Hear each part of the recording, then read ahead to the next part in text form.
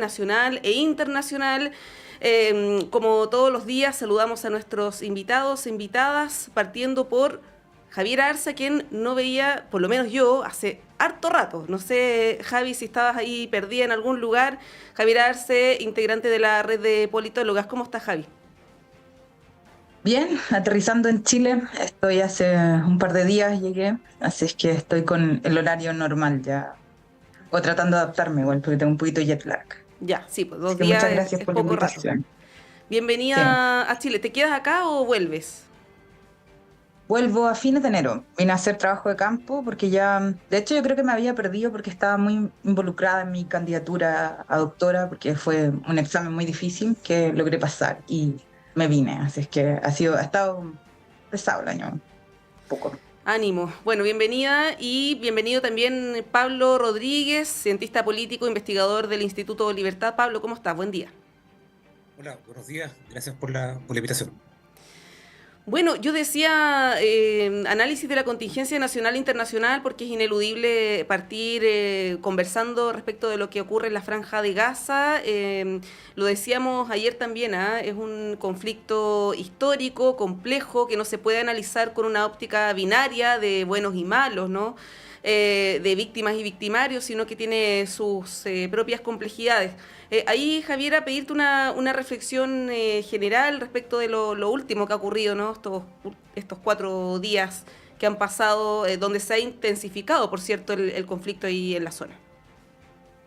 Sí, yo, bueno, esto debo agradecerle a mi colega Michelle Hefman, que fue la que me hizo todo un análisis bastante rápido anoche a punta de audio para poder entender bien, parte de la comunidad judía acá en Chile. Y sí, es un tema muy delicado. Ella misma me decía que nunca había, o sea, hace mucho tiempo que no se veía un nivel de crudeza en los ataques que se habían recibido.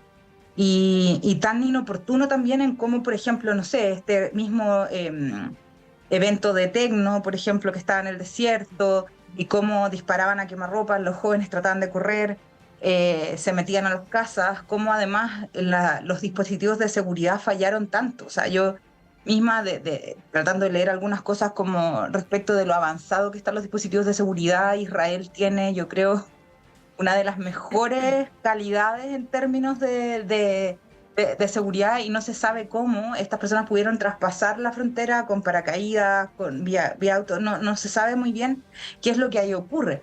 Ahora el tema es una masacre brutal, pero lo más terrible va a ser también la vuelta de mano que ya está elaborando Israel, que ya ha estado conversando con Joe Biden particularmente, y cómo esto va a terminar volviendo a matar más civiles en esta misma zona de la Franja de Gaza, que además está densamente poblada. Entonces el ataque va a ser contra todos, o sea, y va a llegar a civiles, y vamos a seguir viendo lamentablemente esta carnicería que ya llevamos un montón de años mirando y asistiendo desde un espacio distante, pero que esto va a tener consecuencias además económicas muy fuertes sobre los precios del petróleo particularmente.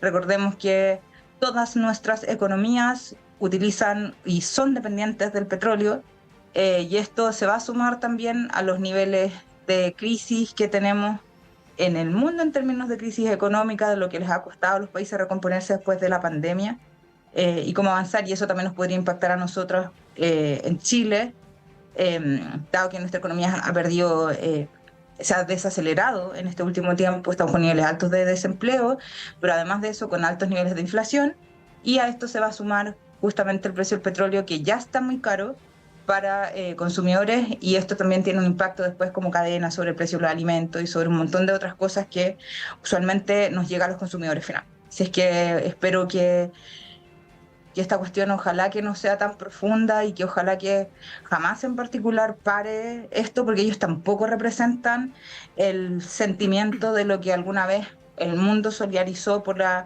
el conflicto palestino, también con Palestina en particular. Ellos no representan, y representan además una secta de personas ultra fanáticas, religiosas, que no tienen nada que ver con lo que también nuestros valores y lo que nosotros buscamos. En este caso, que sería la democracia, el respeto a los derechos humanos. Ellos para nada. Entonces también ha sido muy complejo además situar a personas, sobre todo quienes están en el gobierno y que han solidarizado justamente, por supuesto, con la causa palestina.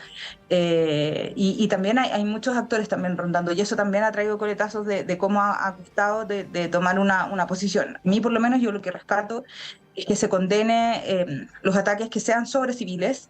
Eso no puede ser amparado y no puede ser justificado por nada.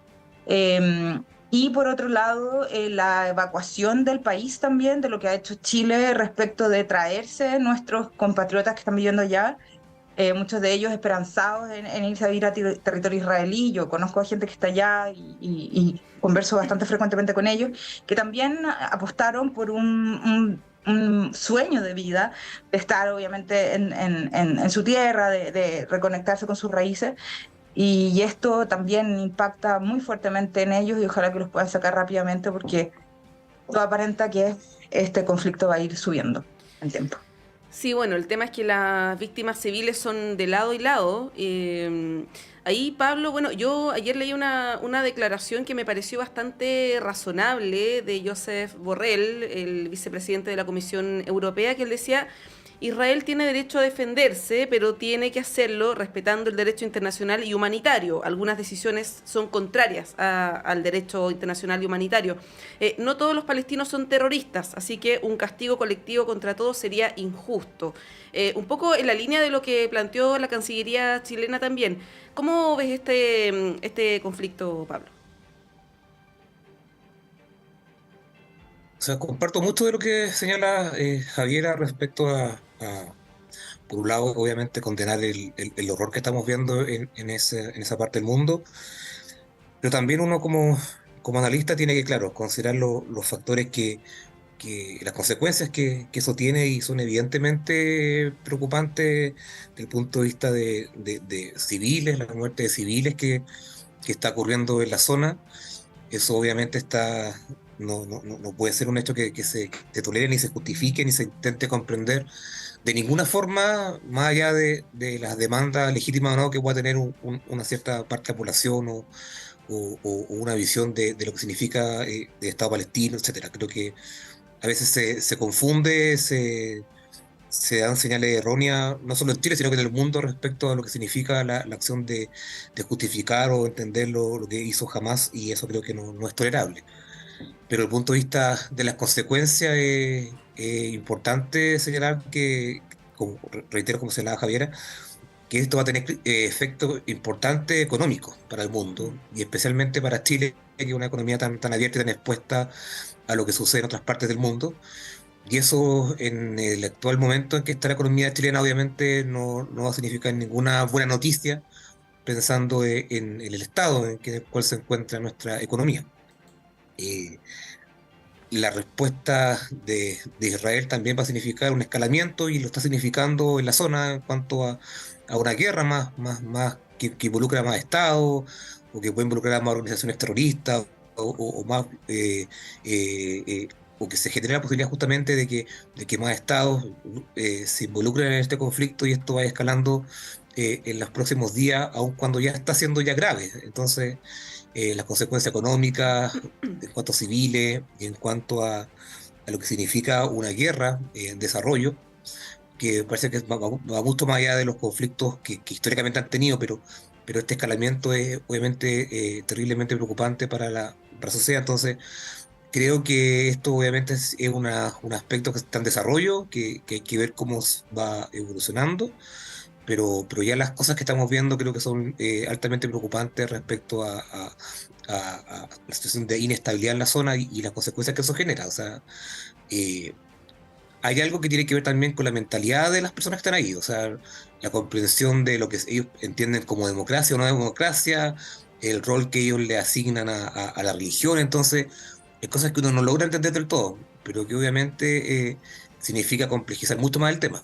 O sea, estamos hablando de que para ellos muchas veces la guerra y el conflicto, para ciertos grupos, es una opción política muy válida, y por lo tanto bajo eso se amparan muchas de las acciones que se están cometiendo. Entonces, entrar en ese contexto y tratar de resolverlo es complejo, y más cuando obviamente en Palestina hay personas que no tienen nada que ver en esto y que están siendo víctimas también de alguna forma del enfrentamiento entre Hamas y el Estado de Israel. Entonces, hay muchas cosas que se escapan un poco de la comprensión de alguien que vive en esta parte del mundo, pero que todas las señales que se están dando son obviamente preocupantes respecto a lo que está ocurriendo y no parece que esto vaya a tener un buen desenlace en el corto plazo. Sí, así parece, efectivamente.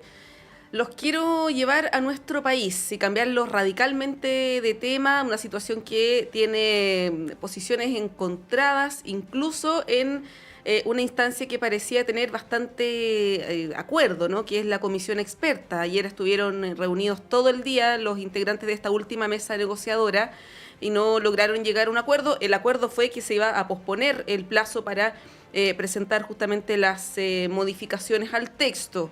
Esto en un contexto, a mí me da la impresión, bien polarizante por parte de quienes que tienen el sartén por el mango. Estoy hablando del Partido Republicano.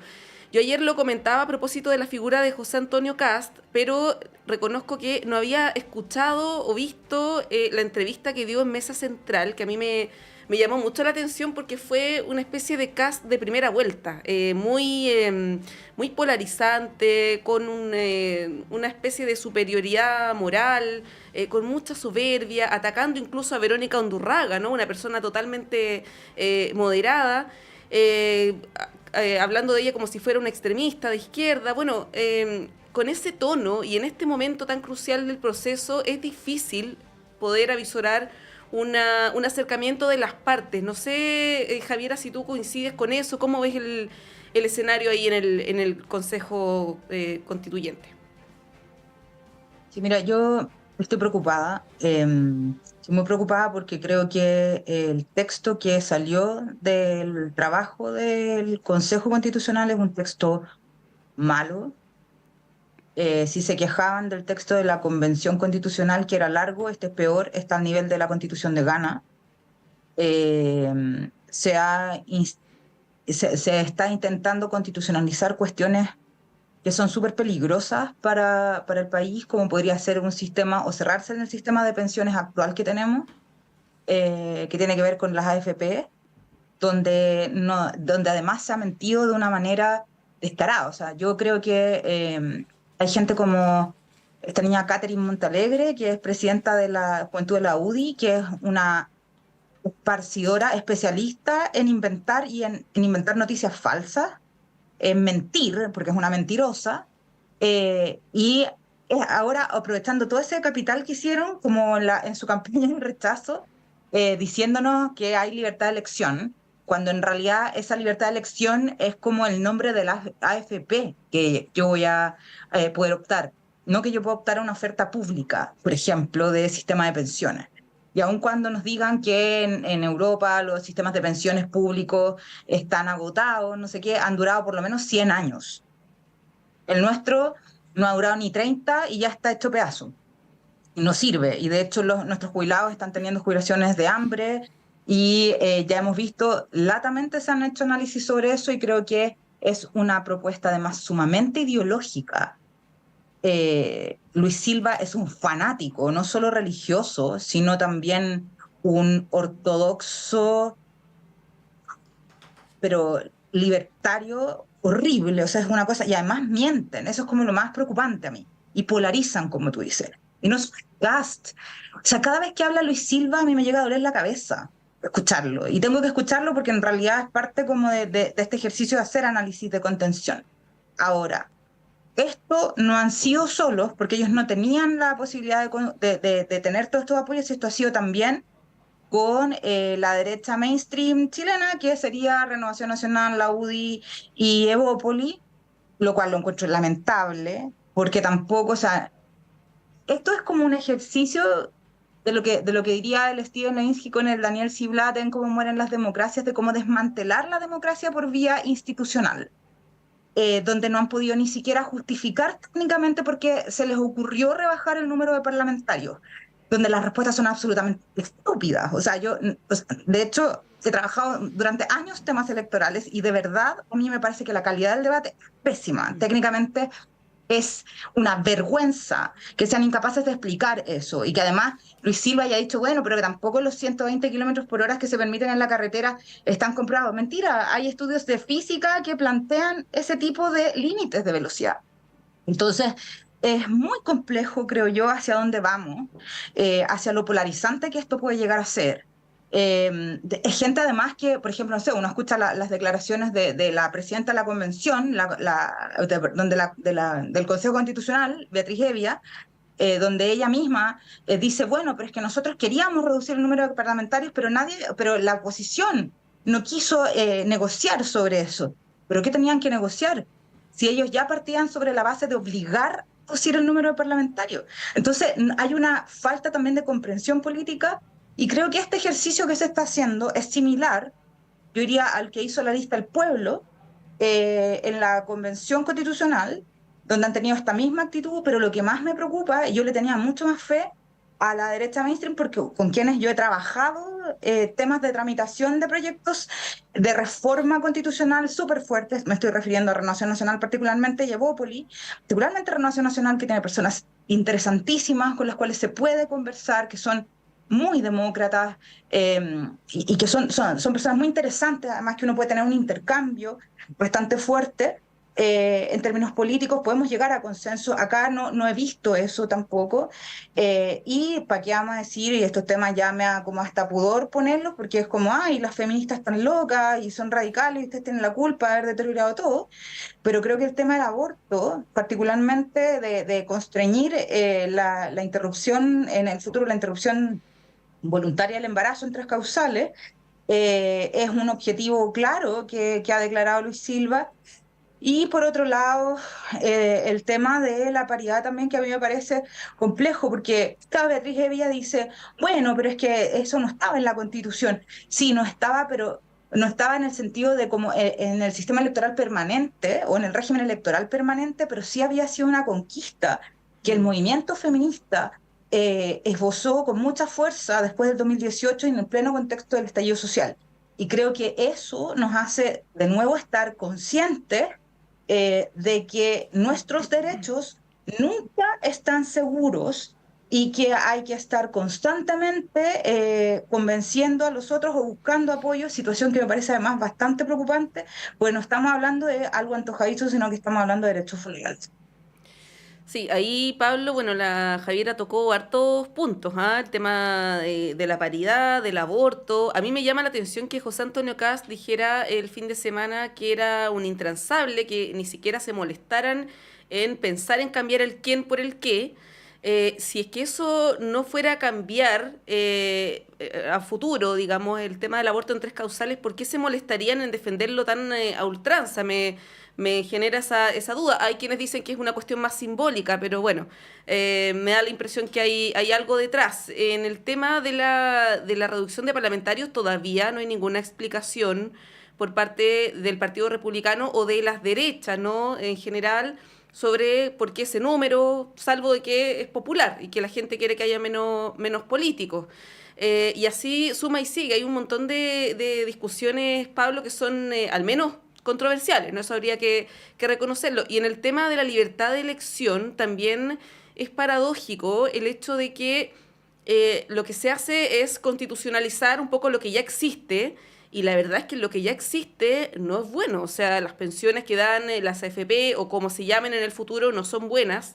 Y profundizar y constitucionalizar un sistema como el que tenemos ahora, que es bien extremo en relación a lo que existe en el resto del mundo, no da buenas pensiones. Por lo tanto, que eso sea una mayoría ciudadana también es cuestionable, ¿no? Ahí llama la atención. Pero bueno, te cedo la palabra. A ver, lo que uno observa así en términos generales es que republicanos, principalmente porque parte de las enmiendas que estamos discutiendo vienen de republicanos en su origen, más allá de que después han sido apoyadas por Chile Vamos, eh, tienen que ver con de alguna forma intentar responder a ciertas demandas ciudadanas.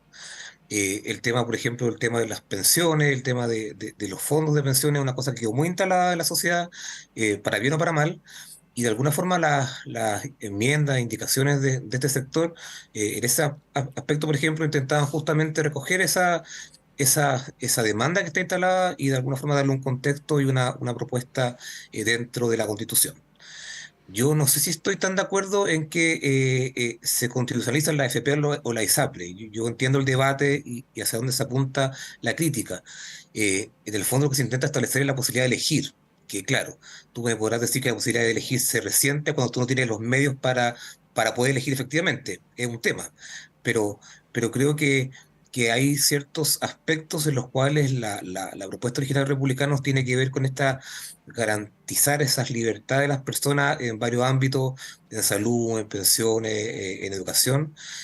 Y claro, uno puede entrar a discutir si efectivamente son las mejores medidas, pero hay un sentimiento que Republicano intentó tomar respecto a lo que significó especialmente el proceso de la convención, en el cual había mucha incerteza respecto a esos puntos. Y la arremetida republicano uno la entiende desde ese sentido, o sea, tratar de dar seguridades a las personas en esos ámbitos y justamente eso compatibilizarlo con su agenda de alguna forma más valórica, que tiene que ver con lo que estamos hablando respecto al aborto, respecto al tema de la paridad y otros temas vinculados. Entonces, creo que la jugada republicana combinaba ambos aspectos, cosas que ellos entienden que son populares hoy día, que la ciudadanía va a respaldar, porque le da certeza sobre algunos aspectos sociales, en los cuales las personas sí quieren mejora, pero no quieren perder algunos aspectos que han ganado durante estos últimos tiempos. Y eso lo han combinado, creo que ya han jugado con ellos en estos otros tipos de temas, en los cuales ellos tienen una posición muy definida respecto a lo que significa esos temas. Yo comparto que si republicanos no tuvieran la intención en algún momento de declarar que la ley de aborto no es constitucional, no haría todos los esfuerzos que está haciendo justamente para ello. O sea, está plantando ciertas semillas en los cuales posteriormente en los próximos años un tribunal que tuviera una mayoría favorable para ello pudiera producirse de manera distinta a como lo hizo el TC previo a lo que pasó con el tema de la ley de las tres causales. Entonces, hay una combinación de elementos que en los cuales el republicano zigzaguea, busca la popularidad, y también eso se ve reflejado en el tema de los parlamentarios. Yo entiendo que no es una cifra justificable el 138, porque el sentido principal de republicano era justamente bajar el número de parlamentarios. Cuánto fuera el número, yo creo que poco les importaba, sino que más bien tenía que contar una señal política en el cual esta crítica a los políticos en general, a los parlamentarios, podía verse reflejada en alguna de sus enmiendas. Entonces, creo que lo que está haciendo republicano hasta el momento, y hay que ver cuál es el resultado del plebiscito, es combinar ambos tipos de medidas, medidas que parecen populares, que tienen que ver con darle señales de lo que ellos comprenden que la sociedad está esperando. Contribuciones, por ejemplo, una cosa que suena muy bonito a lo mejor para algunas personas, pero que técnicamente puede tener algunas deficiencias, y lo mismo pasa con los parlamentarios. Entonces son señales que ellos dan respecto a cierta agenda en los cuales la ciudadanía podría estar de acuerdo con ella. Entonces, es una combinación rara, porque no solamente tiene que ver con las ideas que ellos tienen respecto a algunos modelos, sino que también están buscando cuáles son los puntos con los cuales un plebiscito se puede aprobar. Y eso también es interesante en el debate, porque más allá de las diferencias que uno tenga respecto a las encuestas, si tú ves, por ejemplo, algunas mediciones que hacen el listado de la popularidad, por decirlo de alguna forma, de algunas medidas, tú observas que varias de ellas son, de alguna forma, representan a cierta parte de la población, importante. Y por lo tanto, creo que a eso republicanos de alguna forma se va a intentar agarrar para salir victoriosos del plebiscito. Pero al mismo tiempo las mismas encuestas reflejan que, por ejemplo, el tema de la paridad y el tema de poner en riesgo el aborto entre causales son materias en las cuales también se va a generar polémica. Entonces, uno ya incluso podría empezar a vislumbrar que eso va a ser temas de campaña. O sea, y ver cómo republicano efectivamente va a poder manejar esos temas populares en algunos temas y los temas impopulares en otras materias. Entonces, creo que ahí hay una mezcla de muchos temas que republicano nos puso encima de la mesa pensando en generar popularidad y no siempre generar una mejor técnica respecto a cómo hacer una constitución, sino que muchas medidas son justamente para buscar que este plebiscito se apruebe. Sí, el tema ahí, Pablo, Javier, es que Uno no puede legislar y menos poner en la Constitución aspectos solo porque de una determinada política pública, porque son populares. Yo me acuerdo del año 2016 que había marchas multitudinarias en contra de las AFP. Y claro, bajo esa lógica se podría haber constitucionalizado un sistema de reparto, ¿no? O sea, lo que está de moda o que es popular en un determinado momento no necesariamente es la mejor política pública. Se tiene que tomar decisiones, creo yo, con seriedad, con evidencia comparada, ¿no? ¿Qué es lo que efectivamente mejora las pensiones? ¿Es este sistema o es otro? Tiene que darse un debate. Y se tiene que dar un debate en el Congreso, no en una Constitución. Esa por lo menos es mi apreciación. A la vuelta de la pausa, Javier Arce puede contestarle ahí a Pablo, porque me imagino que estás en desacuerdo con varias de las cosas que planteaba. Son las 9:04, nos vamos a un breve corte y volvemos en unos segundos.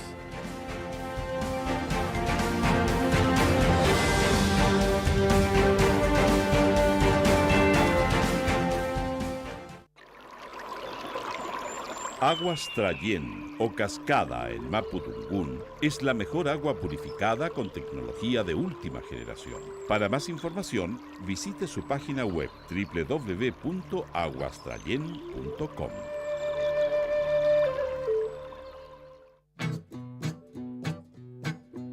Hace 21 años nació Vuelan las Plumas, un programa que propone un viaje por el mundo de la literatura y de la cultura.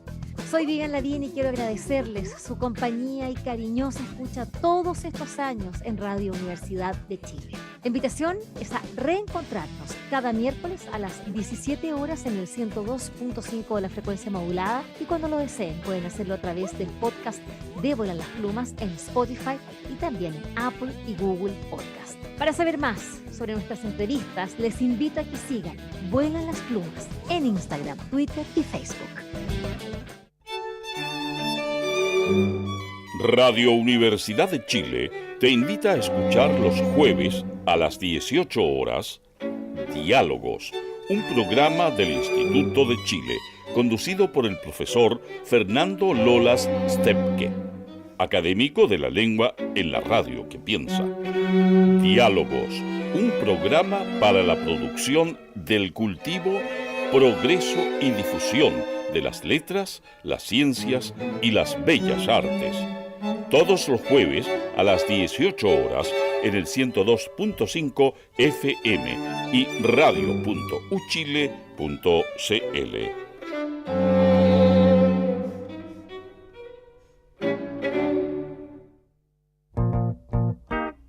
Todos los sábados a las 21 horas, Alberto Mayol, Omar Sarraz, Patricio López y Antonella Esteves se reúnen para revivir la tradición de una amable conversación entre amigos alrededor de un libro y para discutir sobre literatura y la vida misma. Radio Universidad de Chile te invita a ser parte de esta República de las Letras y compartir la pasión subjetiva y personal de cualquiera que ame los libros. Te esperamos cada sábado a las 21 horas en la República de las Letras, un clásico de Radio Universidad de Chile.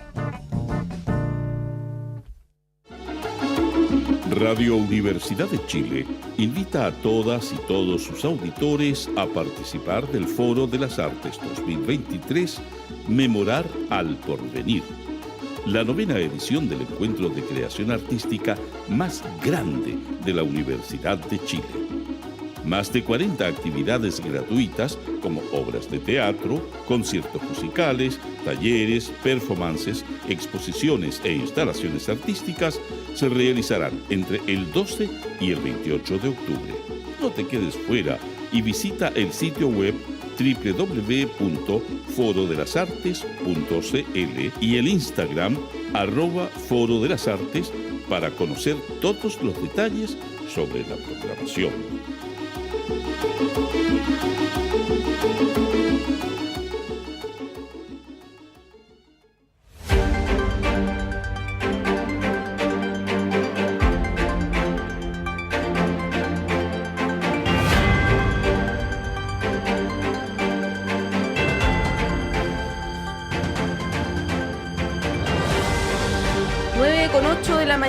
Seguimos en el panel de conversación, estamos junto a Javier Arce y Pablo Rodríguez, y Javiera tenía la palabra ahí para comentar un poco lo que planteaba Pablo en el bloque anterior. Javiera.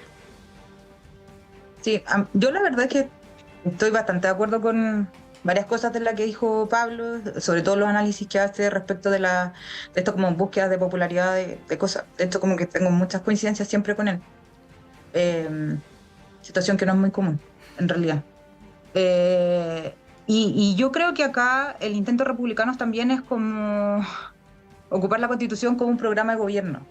Entonces, yo creo que no se puede intentar constitucionalizar un programa de gobierno. Esto es un poco lo que yo también les decía siempre a la gente de las izquierdas. O sea, uno no puede andar borrando a la gente del frente con una goma porque no se puede y no son nuestros enemigos. Son también ciudadanía que vive y convive y debería convivir con nosotros. Entonces, lo preocupante de esto, creo yo, es el intento de polarización de decir al de al frente que es un irresponsable, que es un poco lo que está haciendo incluso Amarillo, ojo, con las declaraciones del diputado Janet ayer, que están, de hecho ellos ya se están prestando de nuevo para externalizar la campaña, situación que me parece una vergüenza, además que se hagan llamar centroizquierda, porque la centroizquierda no haría jamás eso. No es mi domicilio político, yo vengo de las izquierdas, soy muy cercana al Partido Socialista, pero creo que la política se hace de otra manera y no se hace tratando de externalizar cosas. O sea, yo creo que acá hay materias también que son súper preocupantes y que van enlazadas incluso con un intento de generar temas, entre términos como en temas populares, temas de seguridad también, pero en eso como de constitucionalizar, por ejemplo, el caso de los carabineros lo constitucionalizan mal, a tal punto que dejan congelada la posibilidad de que Carabineros pueda tomar otra forma dependiendo de las coyunturas que vengan en el futuro. Entonces no hay la flexibilidad específica o que se requiere para poder analizar estas instituciones o el diseño institucional de una manera flexible de aquí a 30, 50 años. Esto lo constriñe, de hecho, por eso es tan mala calidad el texto que está saliendo. Ahora, me contestó una carta una persona que no me acuerdo, porque lo tengo bloqueado más en Twitter y debo haberlo bloqueado porque debe ser un ordinario que pasa insultando, pero es de esta cosa de pivotes, creo un abogado, contra una columna que yo hice el sábado, que publiqué en La Tercera, donde me trató de destemplada. Escuchando al Pablo, que pertenece a la derecha más como corriente, más mainstream de Chile, creo que tengo muchas coincidencias en esa columna precisamente con la crítica que hago y no sé si eso es tan destemplado hacer una crítica política sobre un texto. Reitero entonces por qué tengo bloqueada a esta persona, que no me acuerdo su nombre, pero el reclamo más importante para él era una cosa que yo había hecho mención a la gestión pública. Yo creo que las enmiendas que se han incluido sobre ese tema como de modernización del Estado son malas, vienen de personas que no conocen cómo funciona el Estado, ni menos se han pegado una repasadita de revisión de literatura mucho más amplia, sobre todo lo que significa tener un servicio civil fuerte, sino que además han buscado, de nuevo, cuestiones súper populistas que tienen que ver con reducir el tamaño del sector público y ponerle nombres como no más pitutos. Yo en eso estoy completamente de acuerdo. Creo que deberíamos estudiar reducir aún más el número de funcionarios de confianza, pero esto tiene que ir de la mano de la formación de esas personas para reclutarlas en el sector público. Y de hecho, yo vivo hace un par de años en Reino Unido y en estos últimos 2 años, sobre todo particularmente durante el 2022, la inestabilidad del gobierno británico fue muy fuerte. Tuvimos 3 gobiernos en un año del mismo partido, pero 3 primeros ministros con muchas bajas, inflación, etcétera. Pero yo nunca vi que hubiese un problema de inestabilidad de la administración en el país. Ejemplos, por ejemplo, como el de Francia también, donde está la Escuela Nacional de Administración, donde la gente se forma y después hace la carrera funcionaria. Pero acá solamente se quedan con el no más pitutos. Y amparado en esta reducción del tamaño del sector público, quieren un desmantelamiento aún más fuerte del Estado. Y eso no puede ser. No puede ser. Y yo sé que el Estado no goza de buen prestigio, los gobiernos no gozan de buena salud en términos de aprobación ciudadana, porque el gobierno actual también no solamente ha tenido problemas con lo de democracia viva, todo este caso que ha sido lamentable, sino que además tenemos un problema de gestión pública, donde no se está trabajando en las políticas públicas que requiere la ciudadanía. O sea, yo el tema de las reformas, yo creo que ya hay que olvidarse, no hay ni una reforma, no hay ninguna transformación porque ya no pudieron, pero el tema de la administración del Estado, tal como funciona, tampoco hace mucho efecto. Ahora, el tema es que yo no sé si esto va a mejorar si empezamos a privatizar de nuevo más o empezamos a dar espacio para privatizar o desmantelar el sistema de educación, el sistema de salud, que esas cuestiones son el sistema de vivienda, que son cuestiones muy complejas. ¿Por qué? Porque si la administración del Estado funciona mal y si además deja de ser percibida como algo útil para la ciudadanía, es muy probable que esto se genere un deterioro democrático. Ahora, no son los partidos políticos o personas desde la élite política, que sería parte también republicanos, los llamados a desmantelar, por ejemplo, la democracia, los llamados a desmantelar el Estado, acusando criterios de eficiencia, porque esto puede traer aún más daño en el futuro. Por eso es preocupante lo que está saliendo de ese texto, y por eso se han demorado tanto en llegar a un acuerdo, porque tenemos posiciones absolutamente encontradas. Yo estoy a favor de todo lo que tiene que ver los criterios de reforma y humanización del Estado. O sea, yo creo que soy la primera que me pongo ahí y con porri, haciendo barra y todo, pero el tema es que esto tiene que ser en serio, no tiene que ser una cuestión ideológica. Y lo que vemos con estas personas, y particularmente con los republicanos, que son súper radicales, ortodoxos, o sea, y ahí no tenemos cómo entrar. Y después tenemos personas como Luis Silva, que sale diciendo que el proyecto constitucional de ellos no tiene un color político, y sí lo tiene. Sí lo tienen, y lo tienen muy profundo. De hecho, yo diría que tienen una raíz ideológica mucho más profunda que las izquierdas, y que la centroizquierda, y que todo, que son mucho más utilitarios. Estos son muy fuertemente ideológicos. Entonces a mí me preocupa, porque esto no es un programa de gobierno, no es un programa del Partido Republicano, esto tiene que ser una constitución para la gente, para la ciudadanía y para el país. Y las características que tiene este texto, como está saliendo, a mí me preocupa que esto pueda terminar en cuestiones tan fundamentales como incluso vulneración de derechos humanos. Han negado el tema de la violación de los derechos humanos, sacaron el tema de las Fuerzas Armadas a otro capítulo, y cuestiones de la agenda de seguridad que no pueden estar en una constitución. El tema de la agenda de seguridad ha tomado ribetes que a mí me preocupan mucho, y después si quieren los podemos ver, pero asimilándolo como al debate del tema de las usurpaciones, por ejemplo, de la ley de usurpaciones, aquí casi como que también se está intentando constitucionalizar un Far West. O sea, es muy complejo. Entonces, cuando hablo de desmantelamiento democrático, hablo de esto. Y hablo de esto porque si no son responsables nuestras élites políticas, podemos terminar en una sociedad además que está totalmente, o sea, no sé, yo tuve un choque cultural re fuerte, a diferencia de la vez pasada cuando vine a Chile, ahora fue mucho más fuerte el choque cultural, y creo que ha cambiado muchísimo también la reacción de los ciudadanos. Entonces no podemos, alguien tiene que controlar esto, y eso tiene que ser la política. Sí, bueno, Pablo, lo que dice Javiera, bueno, hay varios elementos. Yo quiero agregar uno a propósito de los riesgos que puede traer este texto. El tema de la conciencia, de la objeción de conciencia institucional también es complejo, no solamente por el tema del aborto, sino que por otros derechos ya adquiridos por la ciudadanía. Pero bueno, te cedo la palabra ahí para ir cerrando este tema constitucional. Sí, yo mantengo lo que señalaba respecto a esta mezcla de iniciativas, entre comillas, populares con cosas que son más polémicas. Alguien tocaba el tema de Fuerza Armada, Carabineros, también es parte de lo mismo. O sea, la necesidad de crear un capítulo especial para ellos, tal como está hoy día regulado, tiene que ver con aquello, con dar una señal de que los carabineros son importantes, que las Fuerzas Armadas son importantes para el desarrollo del país en diversos aspectos. Entonces, va en la misma línea. Pero también en esa misma regulación hay menciones específicas, por ejemplo, a Carabineros y la PDI. Que uno podría decir que eso debió estar en una ley, probablemente.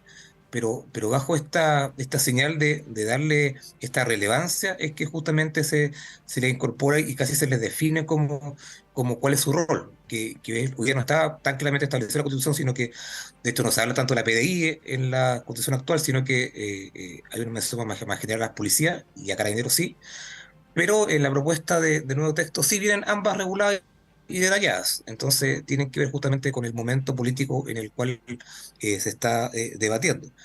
Pero al mismo tiempo, en ese mismo capítulo de seguridad pública, hay menciones, por ejemplo, a otras funciones, consejos interministeriales, que claro, van de alguna forma debilitando la iniciativa y que van reflejando justamente que desde el punto de vista de dar medidas populares, también hay cosas que uno podría haber perfectamente señalado que son materia de ley y que son resueltas por el Congreso y las cuales no quedan del todo bien en el texto, pero eso es parte también de esta mezcla de temas que lanza Republicano.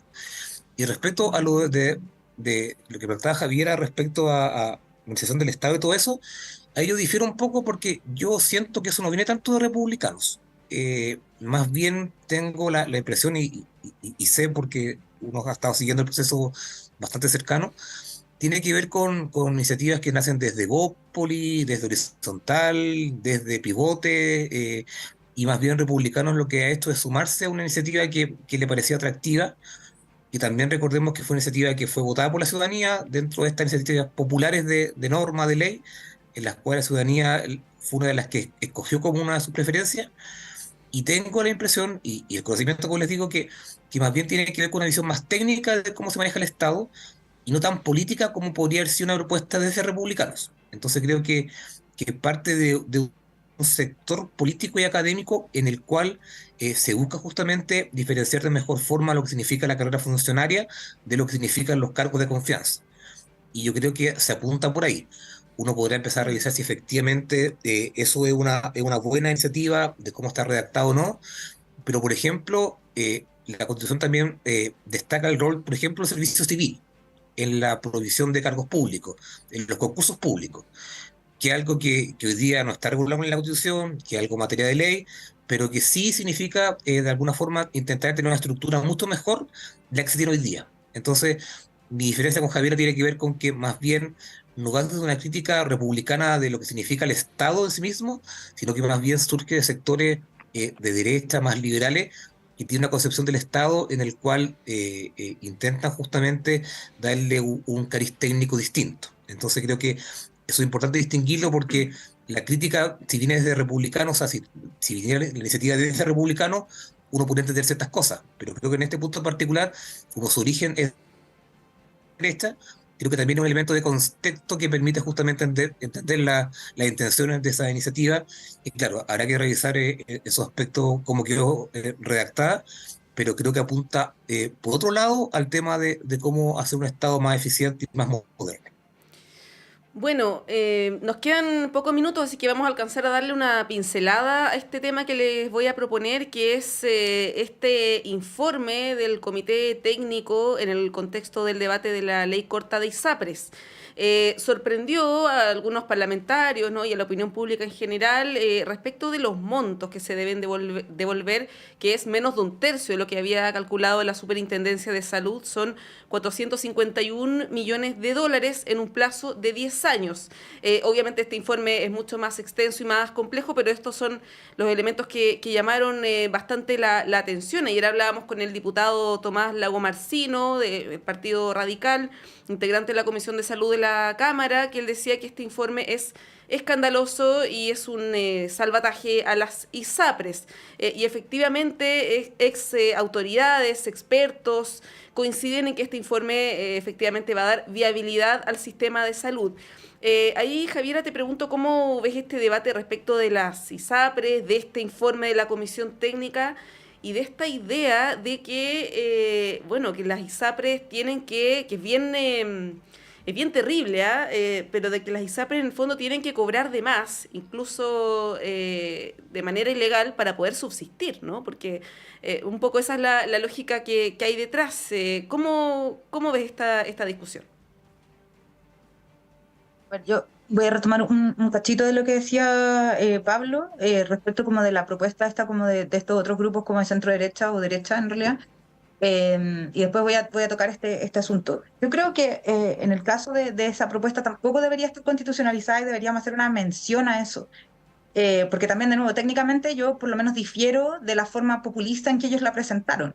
y creo que también hay razones ideológicas atrás, entonces como que deberíamos tener un debate en serio entre especialistas de distintos ámbitos políticos sobre el tema del sector público, las carreras funcionarias, pero eso se debería dar en el marco de un proceso de ley, un proyecto de ley, un proyecto de reforma, pero que no tiene nada que ver o tendría poco que ver, más allá de una mención de un artículo pequeño respecto de en el texto constitucional.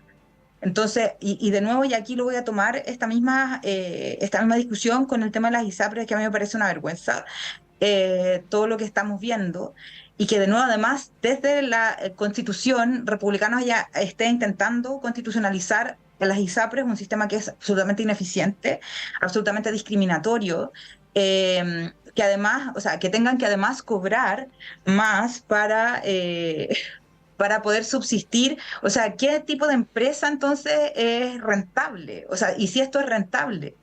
Y la pregunta más de fondo es, ¿por qué tenemos que rentar con un derecho humano como es el acceso a la salud? Eso es muy, muy complejo. Además, yo me acuerdo que yo tenía un plan de ISAPRE y era carísimo en relación como al sueldo que ganaba. Nunca lo ocupaba porque además era joven y tenía buena salud y ocupaba para cuestiones más de exámenes preventivos y cosas así. Y de verdad me parece que como iniciativa empresarial es muy poco rentable y tenemos que estarla haciendo sobrevivir porque sí, porque unas personas quieren como su libertad de elegir. Yo creo que si nos ponemos ya como en el fondo de la discusión, yo creo que esto requiere una discusión mucho más amplia en términos sociales sobre qué es lo que vamos a hacer con la salud en Chile, propiamente tal, porque esto es, o sea, si se llega a solucionar este tema para buscar la supervivencia del ISAPRE, pucha, vamos a estar así como en 5 años más de nuevo con otro problema y otro drama similar con la misma empresa. Entonces, con las mismas empresas estas que intentan proveer el derecho a la salud. Y al final lo que se paga es hotelería o incluso como para medir en términos de identidad de clase, pero no es, no es un programa eficiente para la gente. Ahora, creo que es bien importante también observar qué sería lo interesante para generar un contexto o por lo menos una aprobación social respecto al sistema de salud con criterios de eficiencia para que las personas no se vean obligadas, no sientan que que pasar a la salud pública sería un detrimento en su calidad también o en su percepción sobre la atención de calidad en términos de salud. Y ahí yo creo que ese es un tema a bastante largo plazo, porque hace mucho tiempo también los problemas de salud pública son bastante fuertes, no podemos negar que hay criterios de ineficiencia, pero se puede trabajar y yo creo que eso también va a requerir consensos no solamente sociales amplios, sino que también políticos amplios y altura de miras, porque este tema es urgente, Sí, porque está muriendo gente. es urgente y es complejo, Pablo, porque con el tema de la integración vertical se genera un efecto dominó. O sea, si las ISAPRES quiebran, esto genera una situación compleja, por ejemplo, para algunas clínicas. Hay mucha gente que está en FONASA y se atiende en la salud privada, por lo tanto, no es algo tan tan fácil de resolver. ¿Cómo ves tú esta situación? Lo que uno ve es que es difícil que un gobierno quiera ser parte del derrumbe de la ISAPRE, cualquiera sea su color político. Las consecuencias que eso significaría en cuanto a hallar sobre poblado, tema de la salud pública, significaría una crisis importante, no solamente para los afiliados a ISAPRE, que son un porcentaje más o menos importante de la población, pero que como tú señalabas, Montserrat, hay mucha gente de FONASA que accede a bonos de libre elección y que de alguna forma también tiene la posibilidad de atenderse en clínicas privadas. Entonces, como ningún gobierno va a querer ser parte justamente de no contribuir a solucionar una crisis que es muy importante. O sea, las consecuencias de un colapso en el sistema de salud de ambos lados, del sector público y privado, son graves. Y por tanto, el costo político de aquello es muy significativo. Este gobierno le ha costado sacar reformas y probablemente le va a costar sacar reformas emblemáticas y por lo tanto no va a querer, además de eso, tener como parte de su legado no haber sido capaz de solucionar el tema de las ISAPRES. Uno podrá entrar a justificar y entender o criticar incluso cómo se llegó a esa cifra durante todos estos años. Más allá si son 1.400 millones o si son 500 millones de dólares, lo importante es que hubo un retraso por parte del Estado en su accionar que justamente no permitió esto solucionarlo a tiempo. Pero creo que en el fondo lo que va a hacer el gobierno es buscar una salida política a esto. Y la comisión le da las herramientas para eso. Le propone un plan de alguna forma a largo plazo en el cual las personas puedan recibir cierta cantidad de plata, pero que tampoco se ponga en riesgo el sistema. Yo creo que finalmente en esto va a primar el realismo político, en el sentido de que hay que buscar la forma en que las ISAPRES devuelvan las platas que cobraron de más, pero que eso no signifique el colapso o el cierre de alguna ISAPRE, porque las consecuencias de salud a nivel de población en general serían muy significativas. Y yo creo que ningún gobierno, y en particular este, que no tenía un buen desempeño, va a querer cargar con esa responsabilidad. Por tanto, yo creo que hay las posibilidades o hay las búsquedas justamente de acuerdos políticos que permitan que eso no sea entendido como un perdonazo, que lo dijo la ministra, pero que sí permita que se viabilice una posibilidad de que el sistema siga existiendo con reglas distintas, pero que no se ponga en riesgo la existencia de los seguros privados como está hoy día, porque las consecuencias serían muy graves para la población. Sí, bueno, la ministra vio con buenos ojos este informe del comité técnico, así que vamos a ver qué ocurre, vamos a seguir conversando de este tema en el próximo bloque. Tenemos un interesante invitado, el exministro Emilio Santelices, quien también conforma esta comisión técnica. Tenemos que cerrar esta parte de radioanálisis, agradecer a Javier Arce. Javi, que te vaya muy bien, ojalá no te pierdas tanto. No, ya estoy más conectada. Pero voy a estar un mes fuera también haciendo entrevistas en Brasil. Así es que... Pero Bueno, vuelvo. suerte con eso y ánimo también. Y Pablo Rodríguez, muchas gracias también por estar con nosotros esta mañana. Gracias a ustedes, que estén bien. Bueno, nos vamos, son las 9:30, hacemos un breve corte y a la vuelta está Claudio Medrano con ustedes.